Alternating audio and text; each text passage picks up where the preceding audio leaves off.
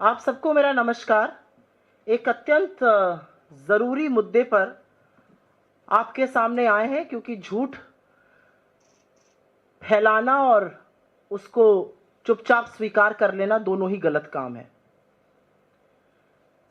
एक बात पानी की तरह साफ है कि बीजेपी बुरी तरह से वोट चोरी करते हुए धरी गई है।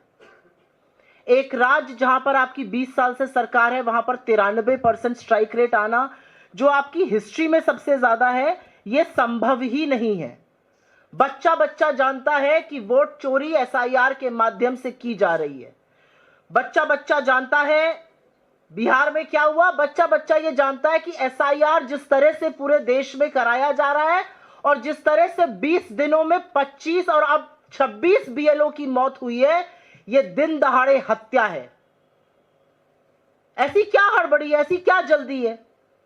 थोड़ा टाइम लेके करा लीजिए एसआईआर।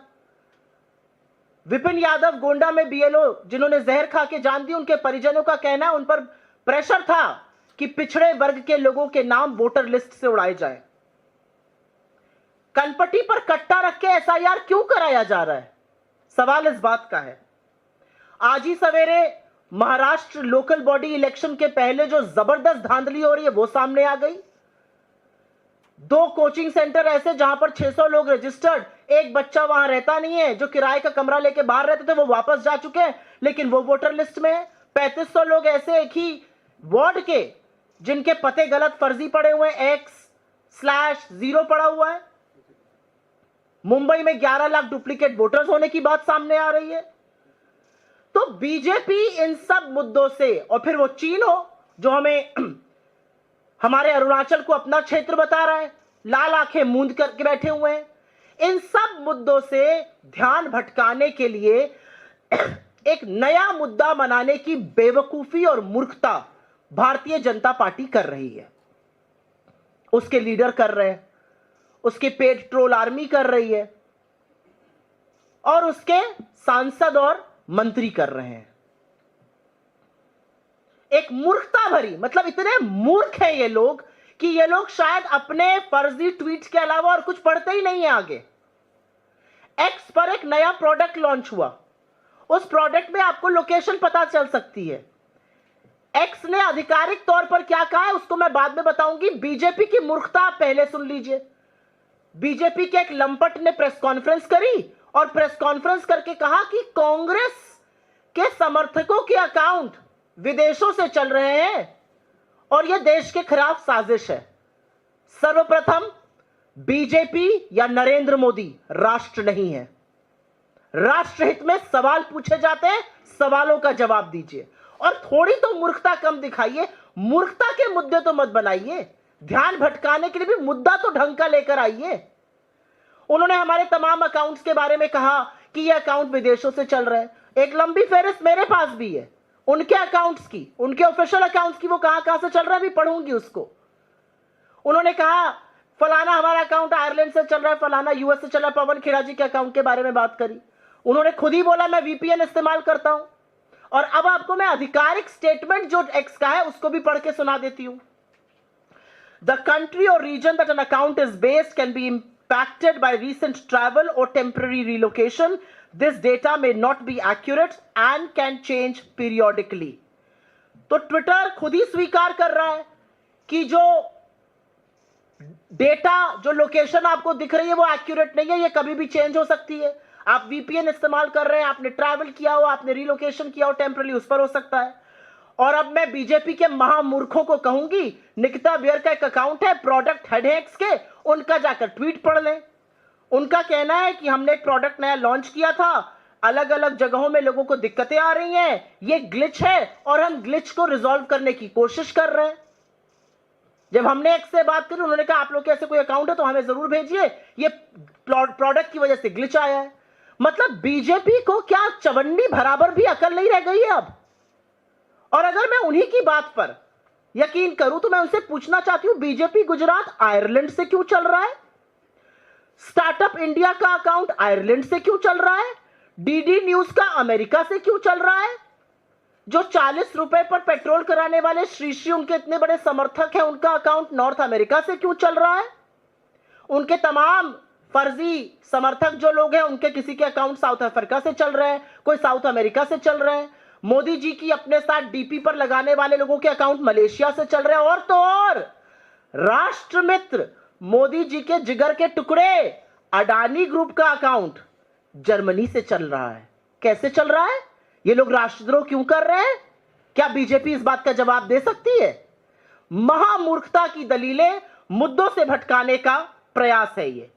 असलियत ये है, और ये कहने में मुझे किंच मात्र भी, मुझे जरा सा भी संशय नहीं है, जरा सा भी संदेह नहीं है, जरा सी भी मुझे दिक्कत नहीं है ये कहने में। असलियत ये है, और मैं आप में से कुछ साथियों से हाथ जोड़कर और हंसकर ये बात कहूंगी, main stream media Narendra Modi उनकी सरकार से सवाल नहीं पूछता है। मेन स्ट्रीम मीडिया 26 बीएलओ की मौत पर डिबेट नहीं करता है। मेन स्ट्रीम मीडिया एसआईआर में वोट चोरी पर बात नहीं करता है। मेन स्ट्रीम मीडिया चीन जब अरुणाचल को अपना भाग कहता है उस पर डिबेट नहीं करता है। मेन स्ट्रीम मीडिया आरएसएस के अमेरिका में लॉबियस्ट को हायर करने पर और $3,30,000 देने पर सवाल नहीं पूछता है। तो अगर सोशल मीडिया में आक्रोश है सरकार की विफलताओं को लेकर, बेरोजगारी को लेकर, महंगाई को लेकर, वोट चोरी को लेकर, चीन की नापाक हरकतों पर, अमेरिका के सामने नतमस्तक हो जाने पर, तो इन सवालों में गलत क्या है? यह पूरा अटेम्प्ट है सवालों को डिस्क्रेडिट करने का, सवालों की मान्यताओं को समाप्त करने की कोशिश इस माध्यम से की जा रही है।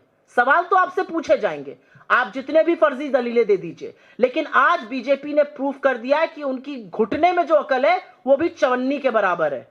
अगर आपने एक्स की ही क्लैरिफिकेशन पढ़ लिए होते तो ये बेवकूफी की बातें नहीं करते। हमें तो भाई सबसे पहले ये बताइए कि आपके जिगर के टुकड़े अडानी ग्रुप जर्मनी से क्यों चल रहा है? बाकी सारी बातें बाद में होंगी। बीजेपी गुजरात आयरलैंड से क्यों चल रहा है, ये हमें जरूर बताइएगा।